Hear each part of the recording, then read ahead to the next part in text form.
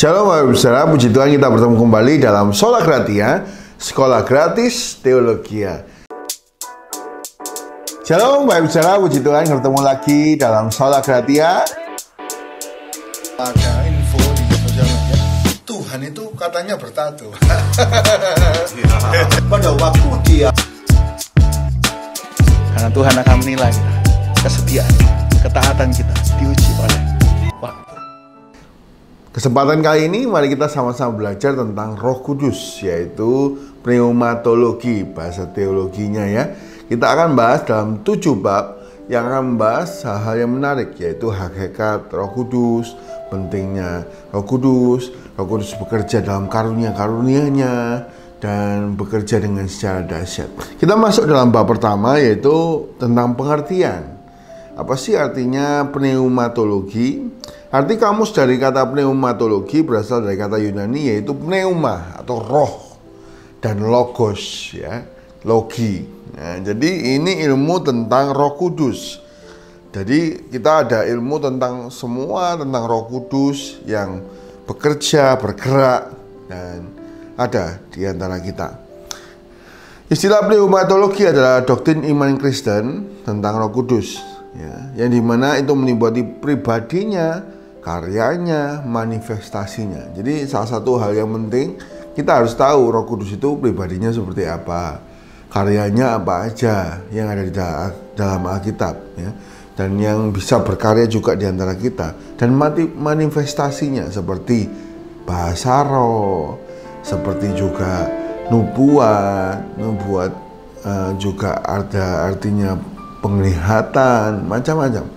Roh Kudus itu bisa menginsafkan. Nanti kita bahas karya-karyanya ya dalam bab-bab berikutnya. Arti teologis dari Roh Kudus adalah pribadi ketiga dari Allah Tritunggal. Dia adalah ilahi, setara dengan Allah Bapa dan Anak. Bagi gereja atau orang percaya, Roh Kudus merupakan dinamika sentral pertumbuhan gereja. Jadi sesungguhnya Roh Kudus ini sangat penting untuk pertumbuhan gereja.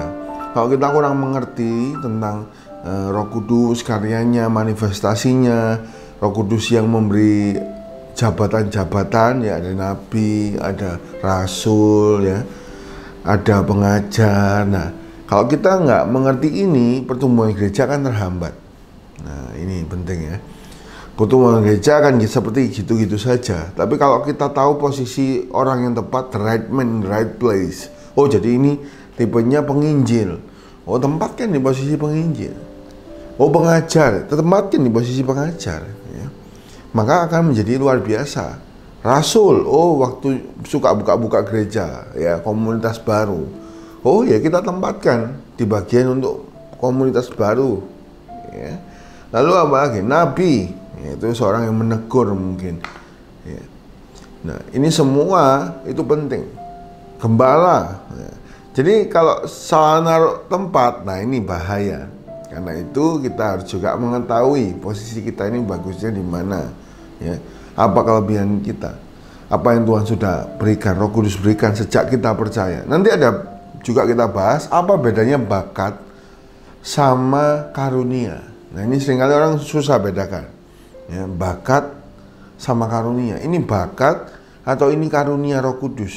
Nah, ini susah bedakan. Nanti kita bahas ya. Lalu di bab pertama ini kita bahas juga di video pertama juga pentingnya mata kuliah pneumatologi. Pentingnya apa sih Pak kita belajar tentang Roh Kudus? Yang pertama tentang Trinitas. Nah, kita harus memiliki pengetahuan yang lengkap tentang Trinitas, yaitu keyakinan orang percaya terhadap Roh Kudus berhubungan dengan Trinitas. Apabila doktrin Roh Kudusnya tidak benar, maka ajaran Trinitasnya pun salah. Nah, ini penting ya. Jadi kalau doktrin Roh Kudusnya nggak sesuai firman, ada yang ngomong Roh Kudus itu cuma tenaga. Nah, ini salah ya. Ada yang cuma ini cuma buatan atau wakil dari Allah. Nah, ini salah. Maka doktrinnya pasti salah. Ya. Setengah benar itu sama dengan salah, ya. Jadi jangan sampai kita setengah benar. Tapi kita harus benar seutuhnya sesuai dengan apa yang dikatakan firman. Karena firman adalah kebenaran ya. Doktrin yang lain akan terpengaruh yaitu bibliologi atau tentang penulisan Alkitab. Alkitab itu tanpa salah. Kenapa? Karena Alkitab ini ditulis oleh dorongan Roh Kudus, tuntunan Roh Kudus, bukan oleh hikmat manusia. Nah, ini penting.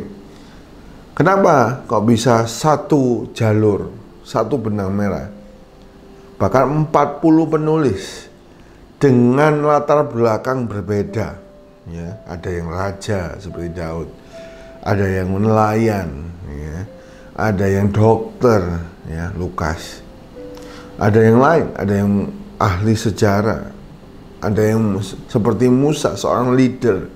40 orang dengan latar belakang berbeda-beda, tapi bisa satu message, satu jalannya, satu benang merah, ya, sampai akhir, dari Kejadian sampai Wahyu. Semuanya satu benang merah, ya. Karena dipimpin Roh Kudus. Rentang waktunya pun jauh sekali. Perjanjian Lama itu sangat jauh sebelum Masehi, ya. Perjanjian Baru setelah Tuhan Yesus lahir sampai kira-kira 90 Masehi, ya. Itu ketika Wahyu ditulis. Wow, itu sebuah rentang yang jauh, tapi message-nya bisa satu benang merah. Kalau bukan Roh Kudus, manusia nggak bisa lakukan ini, ya. Jadi kalau kita nggak mengerti Roh Kudus secara benar, bibliologi kita atau kepercayaan kita terhadap firman itu akan goyah. Nah, kalau kita mengerti Roh Kudus dengan benar, bibliologi kita, mengerti tentang Alkitab kita, kebenaran Alkitab itu jelas. Ya, so, ada benang merahnya. Oh, ini Roh Kudus, karya Roh Kudus. Yang ketiga tentang keselamatan. Ya, seperti yang sebelumnya kita bahas. Roh Kudus itu perannya penting dalam keselamatan, menginsafkan. Yohanes 16 ayat 7 sampai 11 menjelaskan Roh Kudus itu membuat insaf, kebenaran.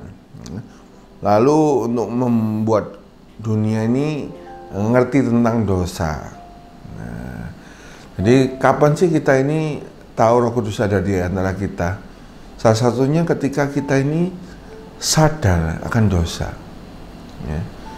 Kalau di Korintus ada selubung yang menutupi orang dunia, sehingga nggak bisa mengerti ini dosa apa bukan. Kalau Roh Kudus berarti kan hakikatnya adalah kudus, gitu ya. Berarti itu bisa menginsafkan kita. Duh, aku salah ya. Duh, aku gak benar. Nah, itu kerja atau karya Roh Kudus dan membuat kita bisa percaya.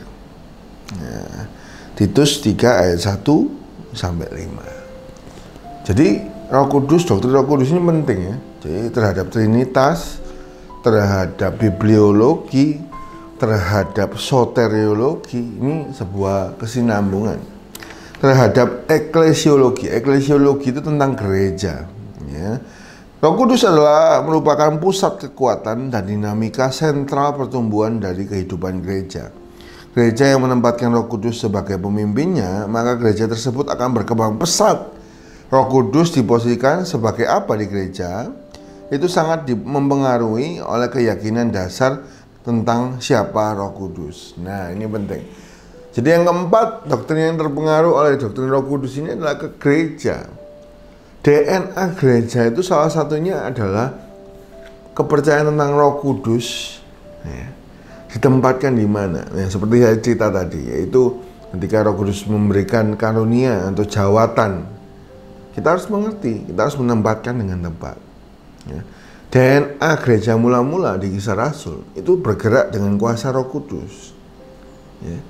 Imannya, beraninya, ya, manifestasi rohaninya, buah-buah roh, orang bisa lihat bahwa mereka itu seorang yang berbeda, kumpulan orang yang benar-benar berbeda, sehingga jumlah mereka ditambahkan dengan pesat, ya. Jadi Roh Kudus ini sangat penting kita pelajari.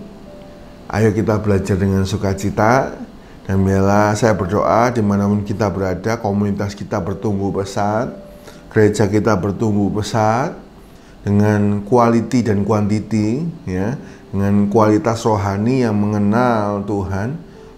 Ya, Roh Kudus ini kan menuntun kita kepada pengenalan akan Tuhan, dan dengan quantity penggerakkan banyak orang boleh datang dan percaya. Itu kuasa Roh Kudus. Ya, ayo kita belajar sama-sama. Di video pertama ini kita sudah bahas tentang pengertian, ya, dan ada 7 bab yang lain. Ini kita sudah bahas bab pertama. Segera kita akan bahas bab kedua, ketiga, keempat tentang karya dan manifestasi Roh Kudus. Ayo kita semangat belajar dan kita semua boleh semakin berkenan. Puji Tuhan. Mari sama-sama kita berdoa memulai sesuatu yang baru. Bila Tuhan tidak berserta kita dalam perencanaan kita akan gagal. Tapi kalau kita beserta dengan Tuhan, manusia akan rencanakan, Tuhan dilibatkan, karya kita atau karya semua yang mendengar akan menjadi dahsyat karena Tuhan. Mari sama-sama kita berdoa. Bapa, kami datang kepadamu untuk memulai pelajaran yang baru, yaitu tentang Roh Kudus, pribadi Allah sendiri. Kami rindu mengerti tentang karya Roh Kudus, hakikat Roh Kudus, dan manifestasi Roh Kudus. Roh Kudus sendiri boleh berkarya dalam hidup setiap yang mendengar, karena Engkau Allah yang tidak terbatas ruang dan waktu. Dan biarlah kami semua semakin mengerti kehendak Allah. Terima kasih, berkati semua yang mendengar. Engkau berikan hikmat, semangat, boleh terus belajar, dan boleh mengerti, mengasihi Tuhan dengan akal, hati, dan pelayanan kami, kekuatan kami. Terima kasih Tuhan, kami bersyukur pertemuan kami dalam kesempatan berikutnya, dalam bab-bab berikutnya. Kami berdoa Tuhan untuk semua yang telah mendukung channel ini. Kau berkati semua yang telah subscribe, telah share, telah like, memberikan komen-komen yang positif, dan juga mendukung channel ini jadi terus berkembang, memberkati banyak orang. Biarlah ilmu yang kami bagikan boleh menjadi fondasi yang baik untuk iman kami bertumbuh dan memuliakan Allah. Terima kasih Tuhan. Di dalam nama Tuhan Yesus kami berucap syukur. Haleluya. Amin. Puji Tuhan. Bapak Ibu Saudara, bagi Bapak Ibu Saudara yang ingin bertanya, silakan tinggalkan di komen, ya. Lalu bagi yang suka, silakan tekan tombol like, subscribe, share, ya.